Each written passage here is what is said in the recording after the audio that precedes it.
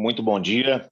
É um grande prazer poder estar junto com os irmãos e, ao mesmo tempo, poder compartilhar a palavra de Deus nessa madrugada. Esse é um tempo em que precisamos realmente, mais do que nunca, buscar a presença manifesta do Senhor.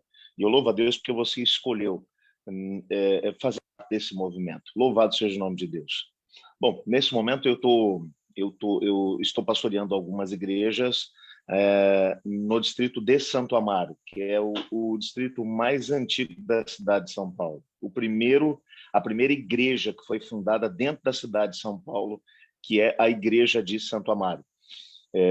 Nos últimos anos, o Senhor Deus me deu a oportunidade de poder passar por alguns lugares. Trabalhamos durante 5 anos como missionários em Portugal. Depois fomos para o Rio Grande do Sul. Lá trabalhamos também com os departamentos de evangelismo, Ministério Jovem.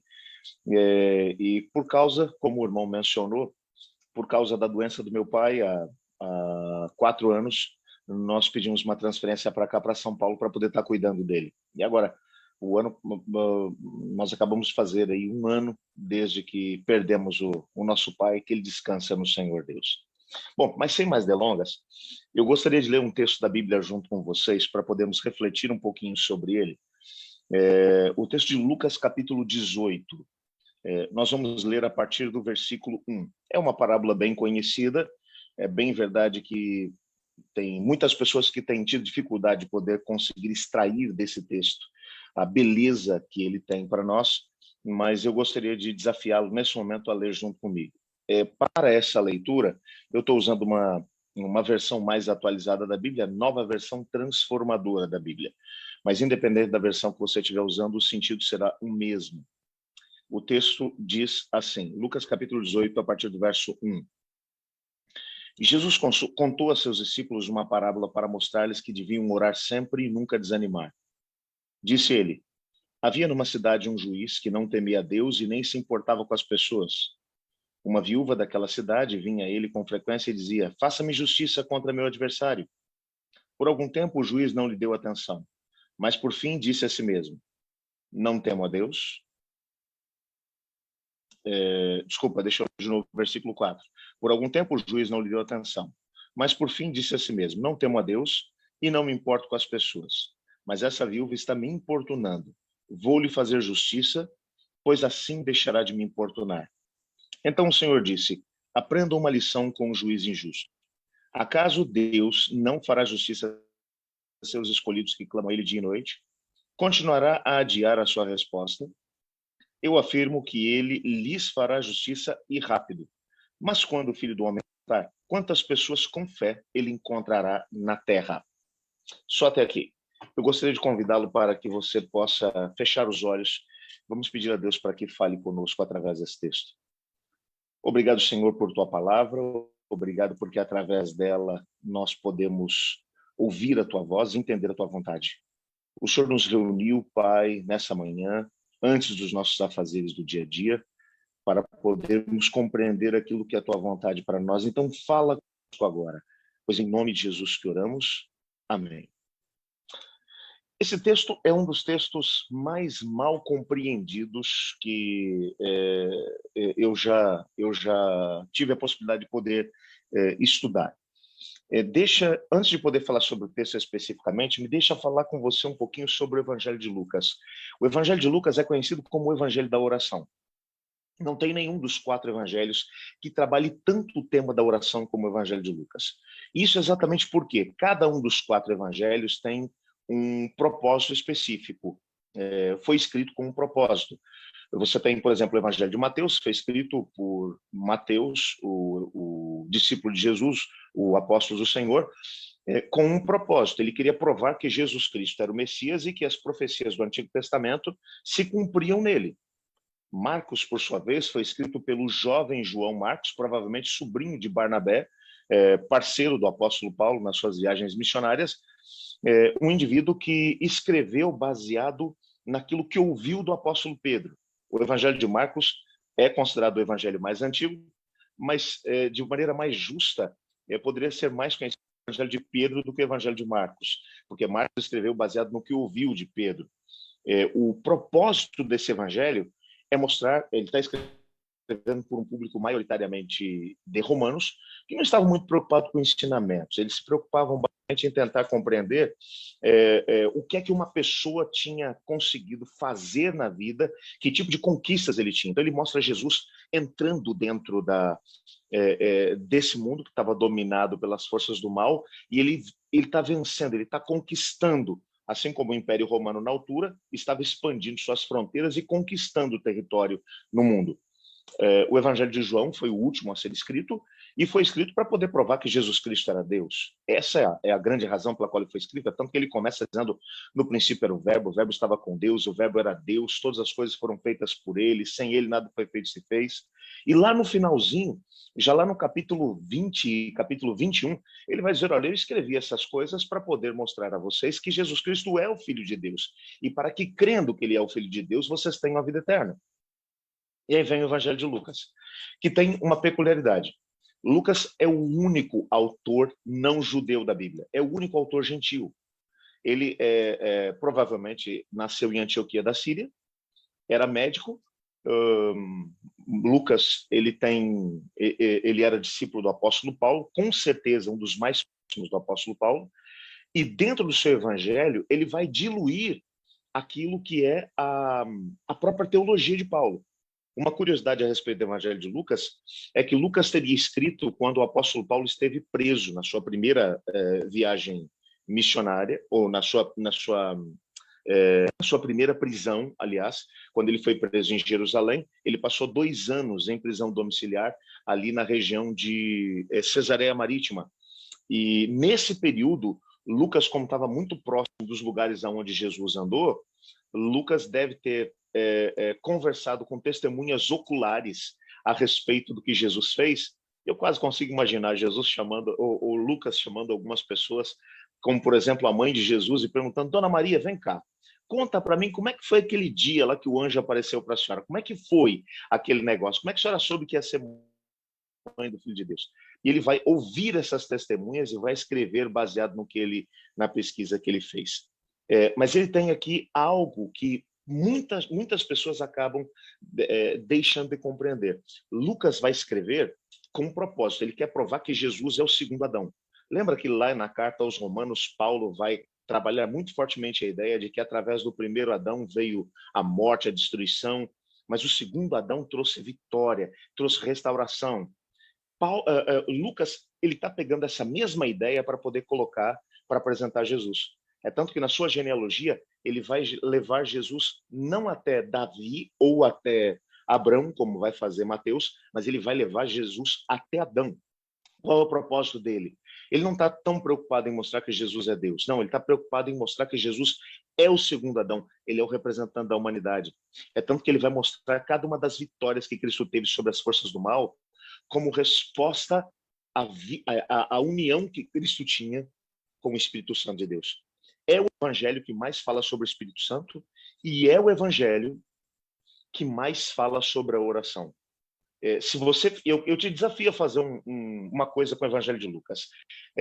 Leia o Evangelho de Lucas todo e tenta dar uma olhada quantas vezes esse Evangelho vai falar sobre oração. Por exemplo, só para você poder ter aqui uma noção, tá bem? Lucas vai começar, por exemplo, contando a história de João Batista. Mas ele vai colocar o nascimento de João Batista como resposta à oração. Ele vai dizer, tinha lá um sacerdote nas montanhas de Judá, o nome dele era Zacarias. E esse Zacarias era um homem de oração, a sua esposa Isabel também era, e ele estava orando a Deus lá na hora de queimar o incenso dentro do templo, que era a hora em que todo mundo estava do lado de fora em oração, e o anjo Gabriel apareceu e disse, suas orações foram ouvidas. Ele vai mostrar o nascimento de João Batista como resposta à oração. É ele quem vai mostrar, por exemplo, que Jesus, o tempo inteiro ele orava. Quando Jesus é batizado, ele vai apresentar Jesus ainda na água orando. E então o céu se abre, o Espírito vem sobre ele. É ele quem vai mostrar, por exemplo, Jesus antes de escolher os 12 apóstolos orando. É ele que vai mostrar que Jesus vai para o deserto para poder orar e jejuar. O tempo todo no Evangelho de Lucas você vai encontrar oração. Eu vou te desafiar a fazer uma coisa. Leia o Evangelho de Lucas sob a perspectiva da oração e você vai tomar um bom susto, um daqueles sustos bons. O Lucas é o Evangelho da oração. Eu não tenho tempo para poder falar só sobre o Evangelho de Lucas. Se eu fosse falar sobre o Evangelho de Lucas, na perspectiva da oração, você ia levar um susto comigo aqui. Porque eu ia mostrar para você que em todos os capítulos de Lucas, você encontra uma alusão à oração, direta ou indiretamente falando. Porque ele é o Evangelho da oração. Ele mostra que Jesus foi um homem de poder, ele foi o segundo Adão. E ele venceu porque ele usou a oração como ferramenta básica. Mas aqui o capítulo 18 é uma continuação do capítulo 17. E a gente não tem aqui a possibilidade de poder entender o capítulo 18 sem dar uma olhada no capítulo 17. Quer ver? Ó? Acompanha aí o texto, a gente não vai ler, mas eu queria só que você acompanhasse, porque essa parábola que Jesus contou da viúva e do juiz injusto, ela está respondendo uma pergunta que foi feita lá no capítulo 17, verso 20. Olha só, certo dia, os fariseus perguntaram a Jesus: quando virá o reino de Deus? Os fariseus se aproximaram de Jesus e perguntaram para ele: quando é que vai vir o reino de Deus? Você fica falando do reino de Deus, o reino de Deus chegou, o reino de Deus chegou. Quando é que ele vai vir que a gente não viu nada? Aí Jesus vai olhar para eles e vai falar assim: sabe por que vocês não viram nada? Aí ele vai continuar, olha lá. E Jesus respondeu: o reino de Deus não é detectado por sinais visíveis. Não se poderá dizer está aqui ou está ali, pois o reino de Deus já está entre vocês. E ele vai dizer para os fariseus: vocês ainda não viram o reino de Deus, porque vocês não estão ligados a Deus. Se estivessem ligados a Deus, vocês já teriam visto o reino de Deus chegar. E então ele vai falar aqui sobre a proximidade dos dias do retorno de Jesus.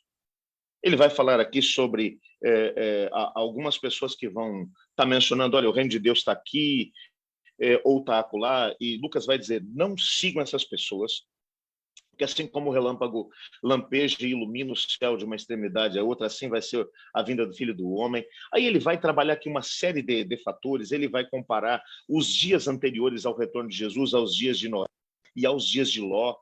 Ele vai mencionar que as pessoas estarão mais preocupadas em comprar, vender, casar, dar-se em casamento. Ele vai trabalhar aqui a ideia de que, alguns sinais estarão acontecendo exatamente antes de Jesus voltar, e que quando Jesus chegar, um será levado, outro será deixado.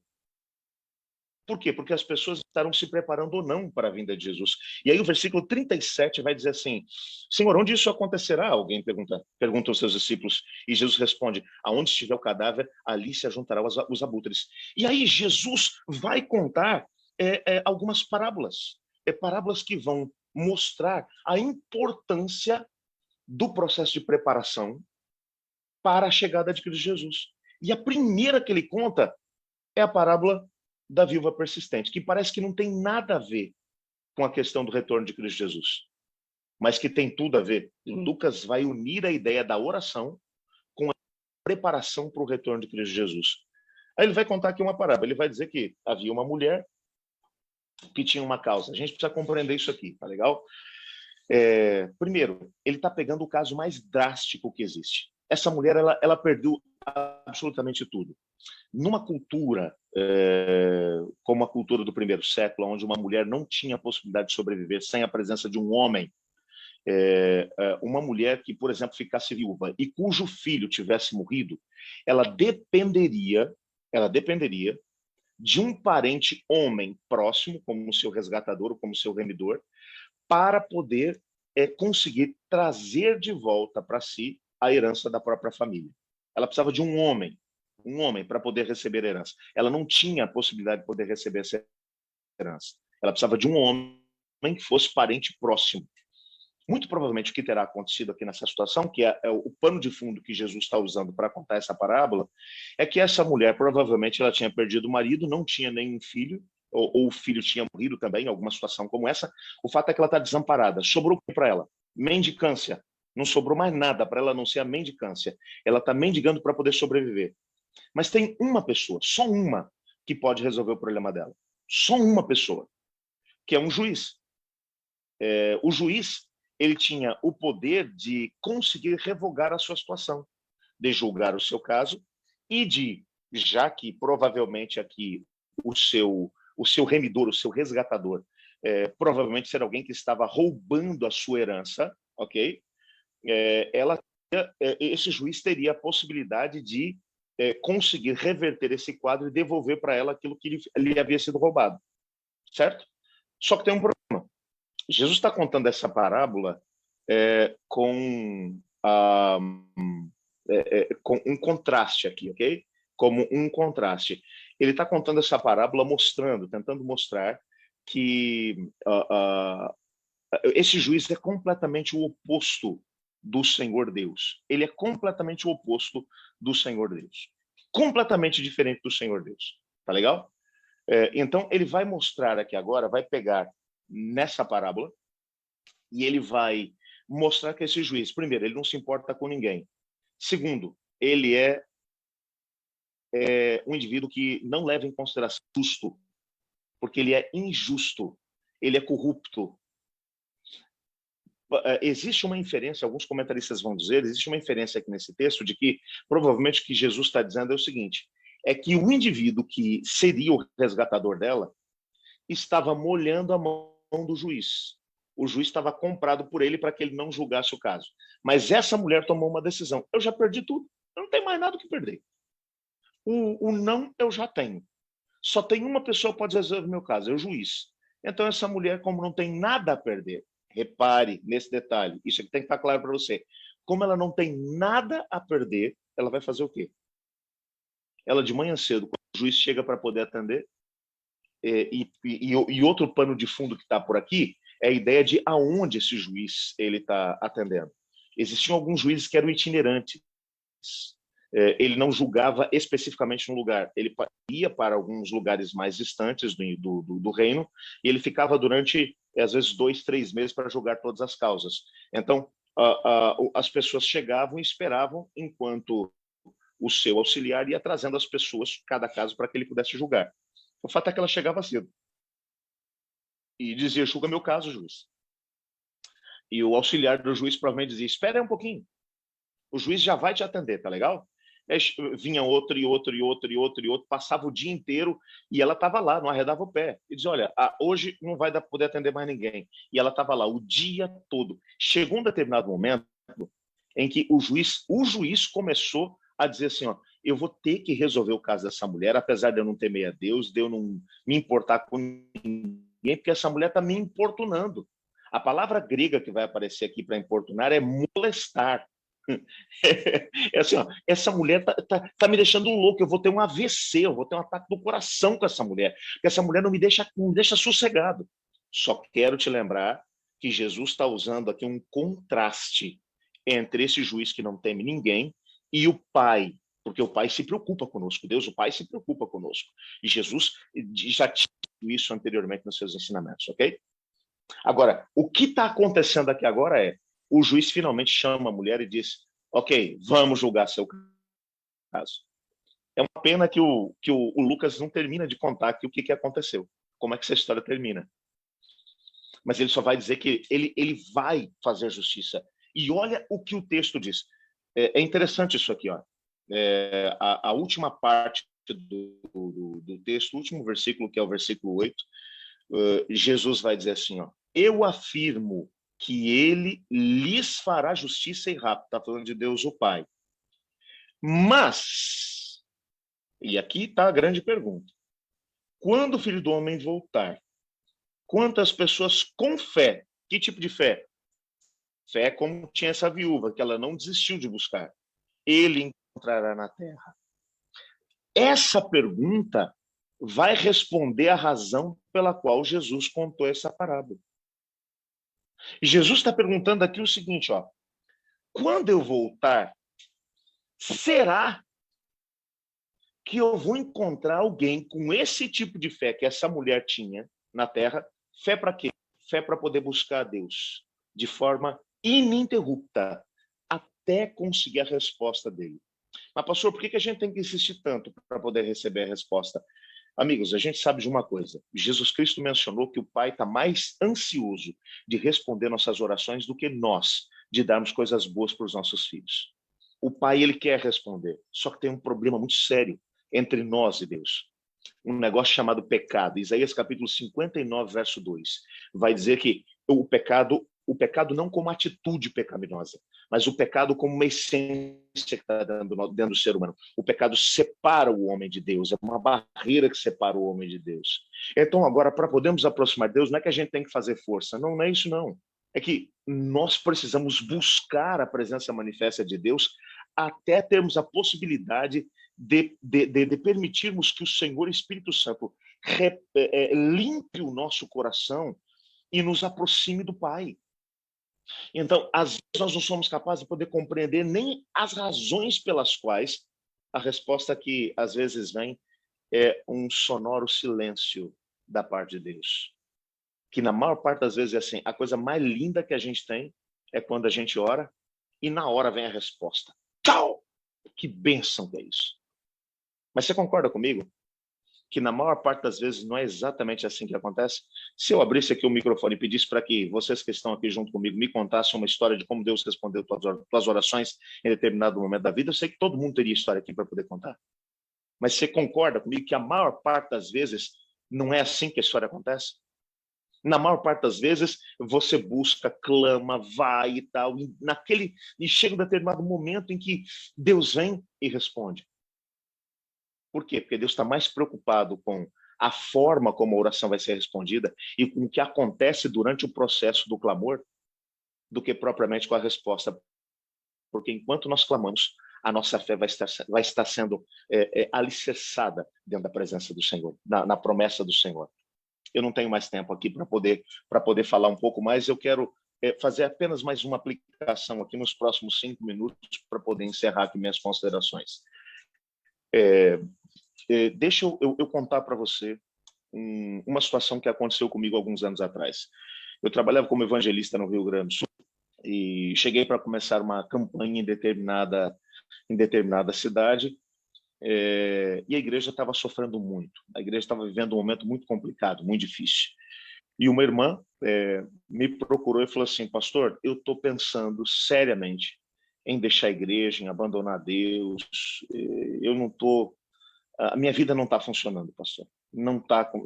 As coisas não estão acontecendo como deveriam. Eu disse: irmã, me conta a tua história. Ela me disse: olha, pastor, eu sou a única adventista da minha família. Meu marido acabou me abandonando há algum tempo atrás. Eu tenho uma filha, aliás, eu tenho um filho de 19 anos que está perdido com más companhias. Eu tenho uma filha de 9 anos, essa teme a Deus, é a única que está junto comigo dentro do contexto da igreja.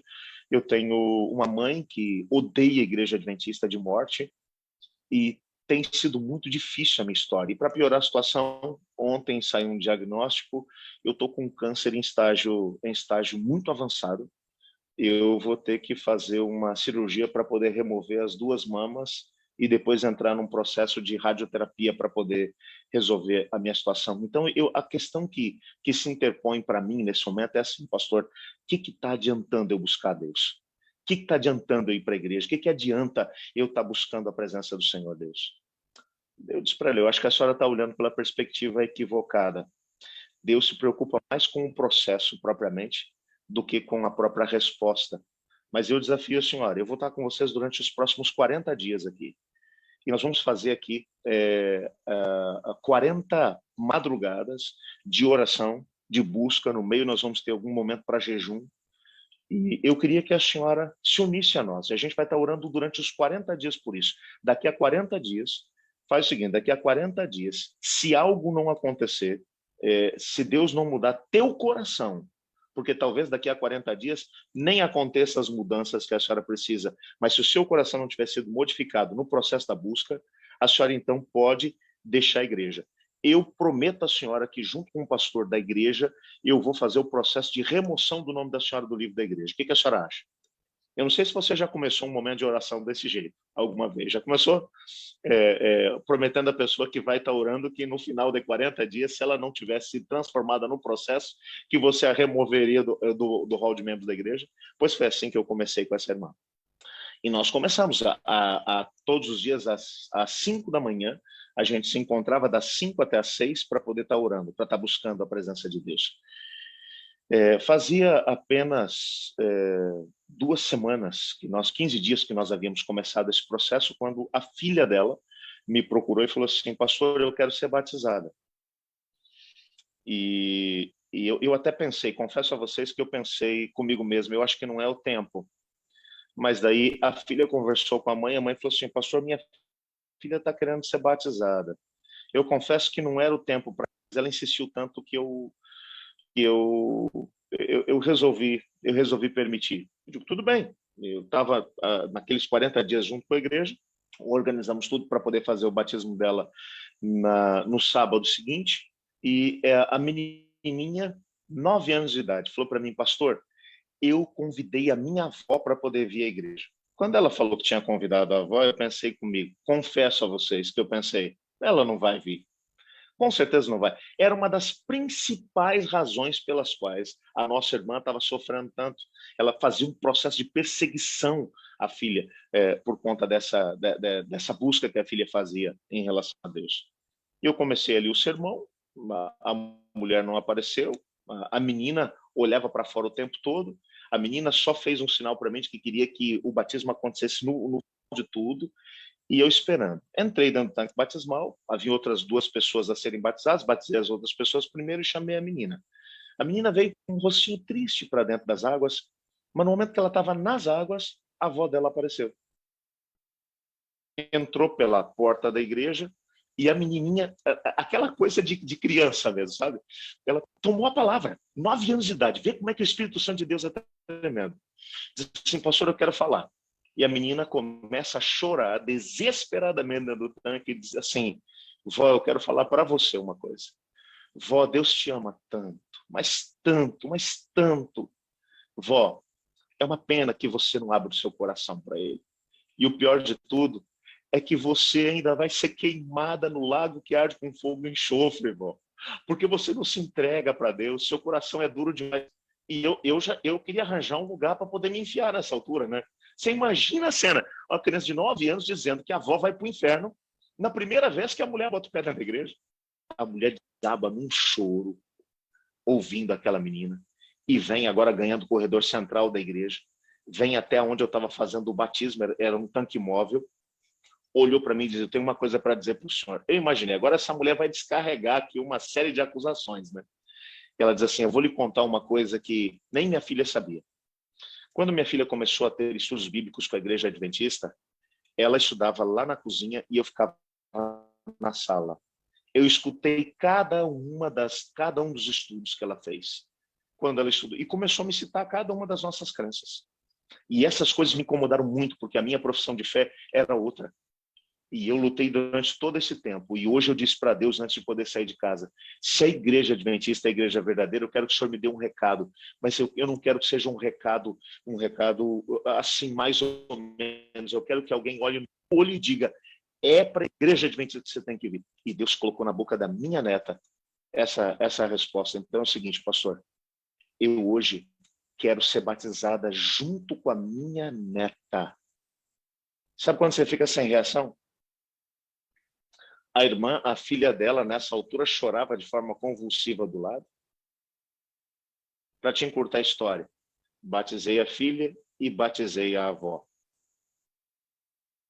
Nós continuamos com o processo, oração, jejum, clamor, quando estávamos no último sábado dos 40, dos 40 dias. Os 40 dias iam terminar na quarta-feira. No último sábado, nós estávamos na madrugada de sexta para sábado, quando essa irmã falou assim: eu queria que vocês orassem pelo meu filho. Eu creio que Deus, ele pode tocar no coração dele, mas o coração continua endurecido nesses 40 dias. Mas eu queria que vocês orassem. E nós clamamos por esse rapaz na sexta-feira. Ela chegou na sexta-noite e disse para ele: amanhã eu quero que você vá para a igreja comigo. Ele: eu não quero saber de igreja. Eu falei assim: não estou te pedindo. Estou usando minha autoridade de mãe para poder dizer: você vai para a igreja comigo. O rapaz falou: tudo bem, mas hoje à noite eu vou para a balada. E foi. E lá na balada, naquela noite, ele encontrou uma menina, ficou com ela aquela noite. O dia estava amanhecendo quando ele falou: eu preciso ir embora porque eu tenho um compromisso com a minha mãe amanhã. E a menina olhou para ele e falou assim: não, é sábado, eu também tenho um compromisso com a minha mãe. A gente se vê depois à noite, tá legal? Combinaram de se encontrar no sábado à noite. Ele chegou em casa, já era por volta de umas 8 da manhã, mais ou menos, foi só o tempo de tomar um banho, trocar de roupa.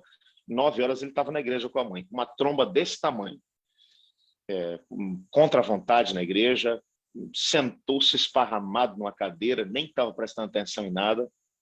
O fato é que, na hora em que o culto estava começando, uma menina, por quem a gente estava orando também, que era filha da primeira diaconisa da igreja, entrou junto com a mãe, a menina também não era adventista, os olhares se cruzam no meio da igreja. Eu estava lá da frente, estou visualizando a cena toda. Ele olha para ela e meio que, fazendo assim, leitura lá, ele olha para ela e diz assim, o que você está fazendo aqui? E ela olha para ele e diz assim, eu podia te fazer a mesma pergunta, o que você está fazendo aqui? Daí ele olha para ela e diz assim, eu estou junto com a minha mãe, no compromisso que eu disse que tinha com ela. E ela dizia, eu estou com a minha. Gente, a menina que ele tinha encontrado na balada era filha da primeira diaconisa da igreja, que estava orando pela filha durante aqueles 40 dias também. Você imagina, qual a chance de um troço desse acontecer? E o pior de tudo é que o Espírito Santo do Senhor trabalhou de forma tão poderosa naquela manhã, que a menina aceitou se entregar a Cristo Jesus naquela manhã. O apelo que eu fiz, e ela olhou para ele e disse assim, se você não vier, nem olha mais para mim, porque eu não vou mais ficar com ninguém que não siga a Deus. E ele olhou para ela e disse assim, estou indo. E o rapaz também se entregou a Cristo Jesus naquela manhã. Mas ainda faltava um milagre. Ela continuava ainda com câncer. A cirurgia tinha sido marcada para a quarta-feira de manhã. Na última madrugada, no 40º dia, a gente estava reunido para poder orar por ela. Às 8 da manhã ia começar a cirurgia. E enquanto ela estava sendo preparada para poder ser anestesiada, para ir para a sala de cirurgia, ela sentiu no coração que estava curado.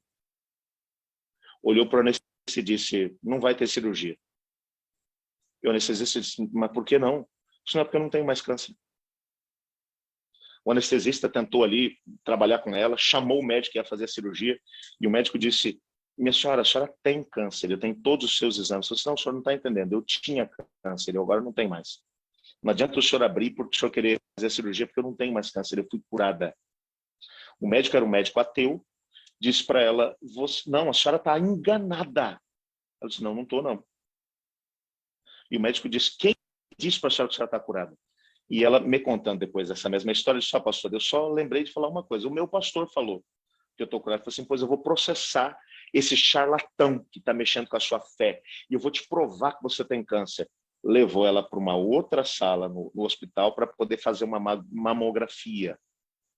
O resultado saiu em algumas horas. E pasmem vocês, ela não tinha mais câncer. Essa mulher, no outro sábado, eu acabei estendendo o programa em mais um sábado por causa do testemunho dela. Ela disse assim, há 40 dias, a minha mãe era a principal opositora dentro do meu lar da minha igreja. Meu filho estava perdido e eu estava com câncer. Em 40 dias, clamando, buscando pela presença de Deus, o Senhor Deus operou e ele trouxe a minha mãe para a igreja, minha mãe está aqui, trouxe meu filho para a igreja, meu filho está aqui, e ao mesmo tempo me deu a cura do câncer. Então, quando eu falo para você, meu querido, que o Senhor Deus está nos chamando com um propósito, e o propósito dele é que as nossas orações, é que aquilo que é a vontade dele aconteça na nossa vida, eu não estou brincando com você. Deus tem um grande propósito para você e para mim. Deus, ele quer trabalhar para que a vontade dele seja uma realidade na nossa história, na nossa vida. E a pergunta que ele faz é, quando eu voltar, por acaso vai ter fé na terra, fé igual dessa viúva, que estava buscando a presença de Deus manifesta? Me permitam ser franco com vocês. Nós temos religiosidade hoje em dia. Nós temos muita gente que vai para os cultos, gente que até vai para poder ir cantar e depois, quando termina o culto, ainda faz aquele tipo de comentário. Hoje eu não fui alimentado. Hoje o programa não foi de acordo com aquilo que eu queria. Não foi tão bom, como se você estivesse indo assistir um espetáculo quando fosse para poder assistir um culto. Nós não temos uma cultura, ou não deveríamos ter uma cultura de espetáculo quando vamos para o culto, mas temos que entrar na presença do Senhor Deus buscando a presença manifesta dele. Deus tem algo tremendo para poder fazer na nossa vida. Eu estava ouvindo aqui os pedidos que foram feitos agora há pouco. E quantos outros que ficaram no coração. O Senhor Deus, Ele quer responder, Ele tem mais sede de responder nossas orações do que nós lhe podemos pedir a Ele. Só que a grande pergunta que o Senhor faz agora é assim, Ele está para poder voltar. Nós estamos vivendo o tempo do aparecimento de Cristo Jesus. E a pergunta que Ele está fazendo é, será que quando eu voltar eu vou encontrar esse tipo de fé na terra? Esse tipo de fé dessa mulher que tomou uma decisão, eu vou continuar clamando até ter uma resposta da parte dele. Eu vou continuar clamando. E não é porque Deus não queira responder. É porque no processo Ele quer mudar nosso coração. Ele quer fazer com que nós deixemos de ser simplesmente pessoas religiosas e passemos a ser homens e mulheres de fé. Eu quero terminar esse momento orando junto com você. E se você me permite, eu não vou estar orando nesse momento pedindo para que Deus simplesmente dê a você aquilo que você está pedindo nesse momento de oração. Mas eu vou orar para que Deus mude o nosso coração, do coração de um religioso para um homem ou uma mulher de fé, que vai buscar a presença manifesta do Senhor, até sentir que o Senhor Deus transformou sua vida e o seu coração. Ore comigo. Senhor Deus, estamos vivendo um tempo tão solene. Senhor, tem gente morrendo por tudo quanto é lado. Todo dia recebemos histórias de pessoas que nós amamos e que a morte tem levado através desse vírus terrível. Uma crise financeira já tem acontecido por causa dos problemas que têm acontecido, lockdown e etc. e tal. Quantas pessoas sofrendo, meu Deus. Pai, será que o Senhor não está tentando chamar nossa atenção para alguma coisa? Nos empurrar para uma busca como essa viúva fez, entendendo que era a única solução que ela tinha, era o juiz julgar o seu caso. Eu te peço, Pai, que o Senhor nos ajude a deixarmos de ser simplesmente pessoas religiosas, para sermos pessoas, homens e mulheres de fé, que estarão te buscando para um processo de preparação para a sua vinda. Ajuda-nos hoje, Pai, a podermos viver essa experiência, pois é em nome de Jesus que oramos. Amém. Bom dia, meus irmãos, que Deus os abençoe. Pastor Samuel, estamos aqui em nome do distrito da Vila Alpina, em nome do pastor Sidney, aqui agradecendo a sua participação conosco. A palavra foi uma bênção. Esses dias atrás eu vi um comentário de um pastor, de um irmão, numa pregação que eu achei fantástico. Ele fala assim, embora nós devemos nos cuidar do Covid-19, precaver, nos prevenir, essa deve ser uma prioridade secundária. Nós nunca deveríamos mais cuidar da nossa espiritualidade do que hoje. E realmente nós possamos viver essa vida de oração. Agradeço a todos os irmãos que participaram da live aqui conosco, você que está no Facebook, você aqui pelo Zoom, que Deus continue abençoando a sua vida, o seu dia. E amanhã nós estaremos aqui novamente para mais um culto da madrugada com o pastor Lucas Alves. Deus abençoe você. Fiquem com Deus. Tchau a todos.